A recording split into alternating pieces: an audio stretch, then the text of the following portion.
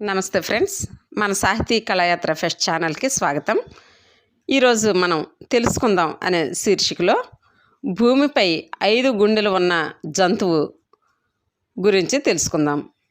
భూమిపై 5 గుండెలు ఉన్న జంతువు ఇది ఎంత మంచిదో అనే ఈ విషయాన్ని తెలుసుకుందాం.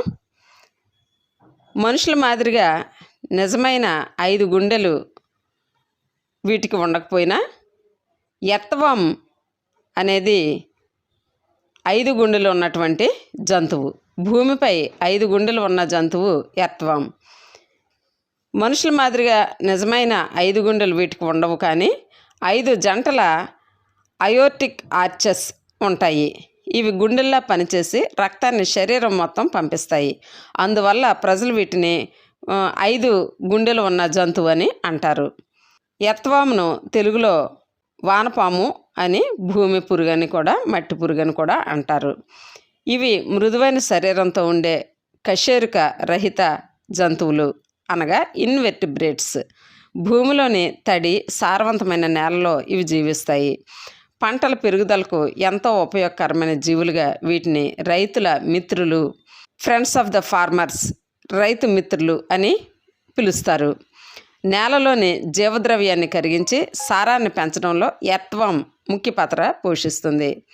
శరీరం పొడవుగా వలయాల్లా, అనగా సిగ్మెంట్స్లా ఉండే నిర్మాణంతో ఇది ఉంటుంది. వీటి శరీరం సాధారణంగా గులాబీ లేదా గోధుమ రంగులో కనిపిస్తుంది. నిజమైన హృదయం లేకపోయినా 5 జంటల అయోర్టిక్ ఆర్చెస్ ఉంటాయి. ఇవి గుండె పనిని చేస్తాయి.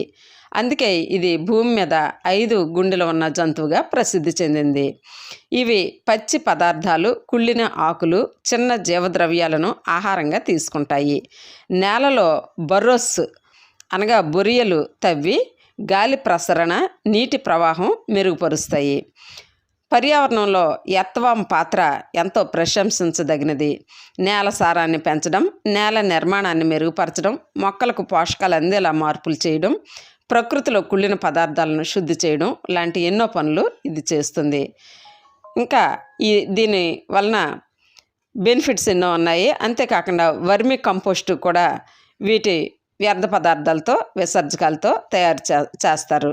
ఇది మొక్కలకి ఎంతో సారవంతమైనది. విన్నారు కదా ఫ్రెండ్స్.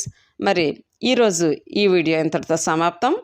మరలా ఇలాంటి ఆసక్తికరమైన అంశాలు మీరు వినాలనుకుంటే తప్పనిసరిగా మా ఛానల్ని సబ్స్క్రైబ్ చేసుకోవాల్సిందిగా మనవి చేస్తున్నాను. ఈ వీడియో మీకు నచ్చితే లైక్ చేయండి, సబ్స్క్రైబ్ చేయండి.